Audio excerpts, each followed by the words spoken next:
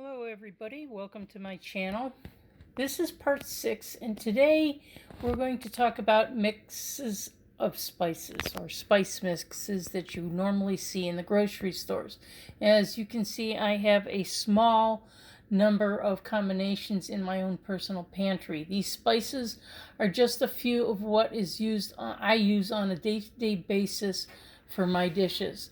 I want my viewers to know that you can buy them pre-made, but you can also make them yourself and possibly save yourself a little money if you buy in bulk like I do.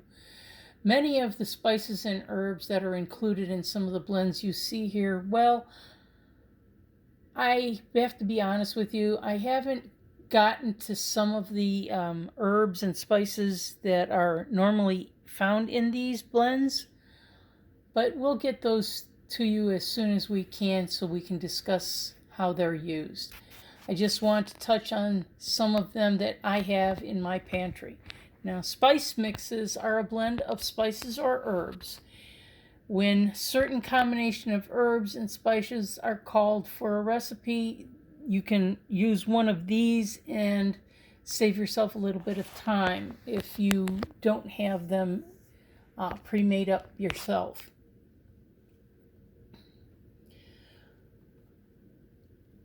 It's a convenient thing. That's why grocery stores mostly have them on their shelves. And some of the blends are such as chili powder, curry powder, herbe de Provence, garlic, salt, pumpkin pie spice, and other seasoning salts are traditionally made, can be sold by the groceries, as I stated earlier. And it's mostly for a convenience thing.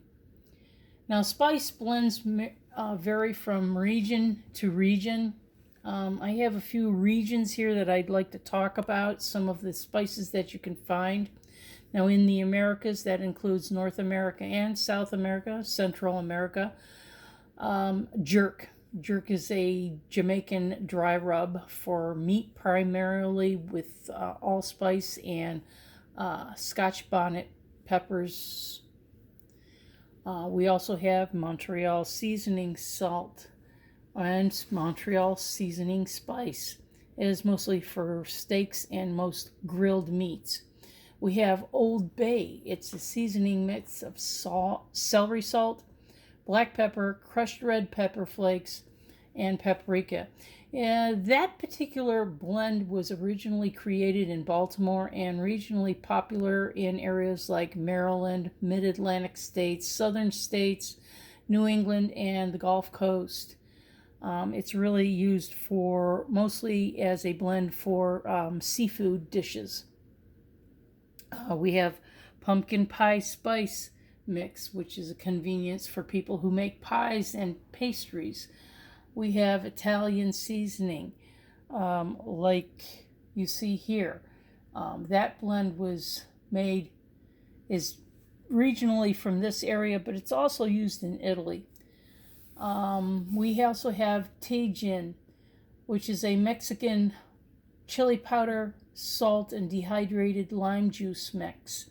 And I haven't used it personally myself, but it is available in a lot of the Mexican and Latino stores that sell that particular spice. Now, in East and Southeast Asia, they have approximately 3 main spices that they use, or should I say spice combination.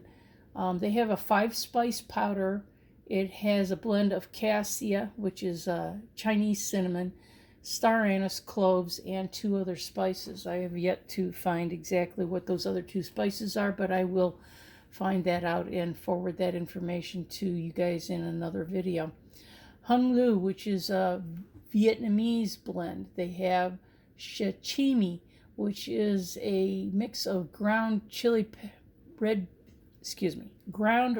chili pepper, Japanese peppers, roast orange peel, black and white sesame seed, hemp seed, and ground cinnamon, and nori, which is mostly used in Japanese dishes. Now we have the Europeans also have spice blend mixes, and everybody knows that adobo is spices that are used from Spain and is also used in Latin America. You can get that at the store also. They have fine herbs like French blends of parsley, chives, tarragon, and cheval, which are used usually on delicate dishes that they create in the French and Eastern countries. You also have Beaumont seasoning, which is a combination of salt, onion powder, and celery powder. And they sometimes add additional ingredients in that, but for the most part, that particular seasoning is all they have in that one. You also have Herbe de Provence, which I have right over here. I had to go and get it. And I'll discuss about that shortly. We have Kameli, which is a spice combination that's used in Georgia and Caracas region. They also have mixed spices, or what they term pudding spice. That's usually a British blend of cinnamon, nutmeg, allspice, and a few other spices in that one. Then we have Vol du Vin, which is a French version of Indian Marsala. We also have Middle East and Africa, and they have Adavia, which is a spice mixture for Iranian and Mesopotamian cuisines. You also have Afrinj, which is an Ethiopian mixture, which is milder than the Barbier and the Meta spices, and I'll just talk about that in a little bit. And then we have Barat, which is a spice blend that's used throughout the Middle East. We have, like I stated before, Barber, which is an Ethiopian blend. I have to do a little research on some of those, and Metamita, which is also an Ethiopian blend, but that one actually has African bird's eye chili peppers, cardamom, cloves, and salt in that particular blend. Zatar, which is a Middle Eastern mix of both individual herbs and a blend of herbs with sesame seeds and sometimes dried sumac. Now we also have South Asia, and they have their own blend of spice mixes, which, Belfat, which is Mongolian. They have Chia Marcel, which is another one. Curry powder, and everybody knows what curry powder is. It has coriander, turmeric, cumin, fenugreek, and chili peppers, and that is a popular spice blend in India. A couple others that are pretty much indigenous to India are garam masala, kala masala, and panchfran. That one's a five spice blend of whole fenugreek, nigella, fennel, cumin, mustard, and radini seeds. They also have Tandoor Masala, which is a blend originating in the Indian subcontinent, and it's for tandoor cooking of meats. Now, each of these blends are good on meats like poultry, lamb, seafood, beef, veal, pork. They're also good on vegetables, and each spice, depending on the combination, will bring fabulous qualities to your dishes. I will be using many of them in future dishes on our journey into cooking. Now, I will be talking about just a few of the spice blends that I have in my pantry. But the one that I really want to talk about right now is Old Bay. I love this seasoning. It gives a wonderful flavor to any seafood dish that I have. I don't have it here because I made catfish the other night for dinner, and well, I used it all up, so I don't even have anything to show you. This seasoning you can purchase at any grocery store usually by the seafood department. Now, Old Bay is a combination of celery salt, black pepper, crushed red pepper flakes, and paprika. It is a great complement to most seafood dishes. I've used it on catfish, haddock, bay scallops, flounder, and largemouth bass. It's a mild, spicy flavor because the spiciness comes from crushed red pepper flake and the black peppercorns that are in it. Now, as you can see, I have Montreal steak seasoning sauce, and what you see here is paprika, dill, garlic, black peppercorns, salt, red pepper flakes, and onion powder. That's usually the main ingredients in most of the Montreal seasonings, but the Montreal spicy has a little bit more of the red pepper and may even contain a little bit of cayenne pepper in it to give it a little bit more heat.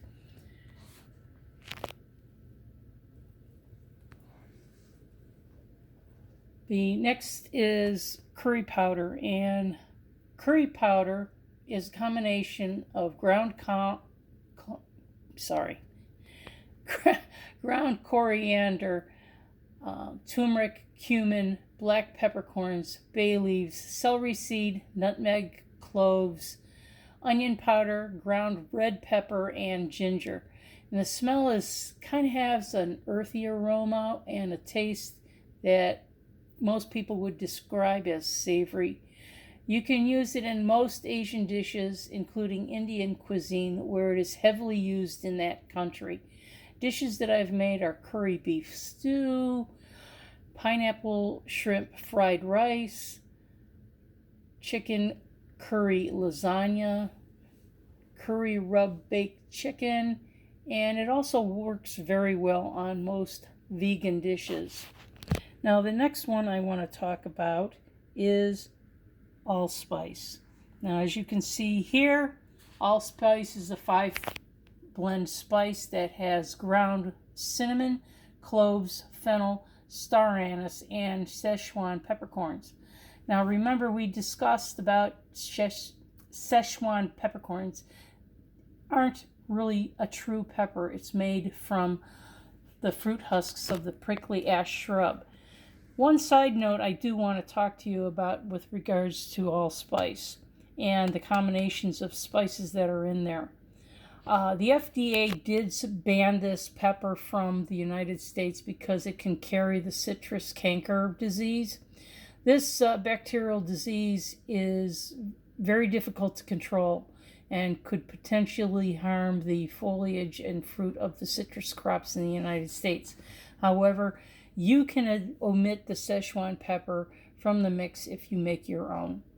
Or you can just buy it in McCormick's allspice, which pretty much has that particular remnant, that particular spice out of it. You can use allspice in pastries, pies, jerk chicken, carrot cake, mincemeat, and more. Allspice is a sweet taste that is reminiscent of a number of different spices, including the cloves, cinnamon, and nutmeg. Because of its sweetness, it's commonly used in baked goods like spice cakes, dessert breads, and cookies. It's also the primary flavor in Jamaican jerk seasoning, and we'll discuss Jamaican jerk seasoning at another time. Now, the next one that I want to talk to you is Herbes de Provence. Let's see if I can get this camera to focus. There we are. And in this particular spice blend, which really originated in France, it contains oregano, marjoram, thyme, rosemary, aniseed, and lavender flowers. Now I'm just going to mention this combination because of other herbs that I have discussed, and I probably will get into better detail on this particular blend of spices later in another video. Now, while the dominant flavors in this particular one is, let me move this so you can see it. The dominant flavors in this one is usually thyme and rosemary, but it does include other herbs such as fennel, bay leaf, chevel, savory basil, and marjoram. Now these days lavender often makes its way into the mix, even though it is not historically part of the blend. But you can put it in because lavender flowers do make a change in the taste of the herb itself. The herb blend. Now this combination can be used in stews, roast vegetables, seafood, chicken, beef, and pork, and also usually in other dishes. And one of the few dishes that I can name off the top of my head is ratatouille, French onion soup, chicken lasagna roll-ups, pork tenderloin with herb sauce, just to name a few. Now the next one we're going to talk about is chili powder.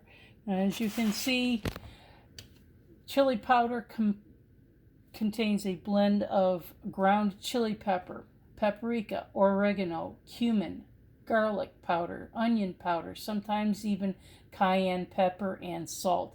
This blend brings a little heat or spiciness to most dishes, but I feel that it enhances the flavor of most recipes that you use it with. Dishes it's used in is obviously American chili, chipotle chicken, homemade taco sauce, slow cooker, El Pastor bowls, jackfruit tacos, smoked brisket, slow cooked sweet potato chocolate mole soup. Now that one's a new one. I'll have to be trying that one with you guys later on in my channel. And finally, we're going to talk about Italian seasoning mix.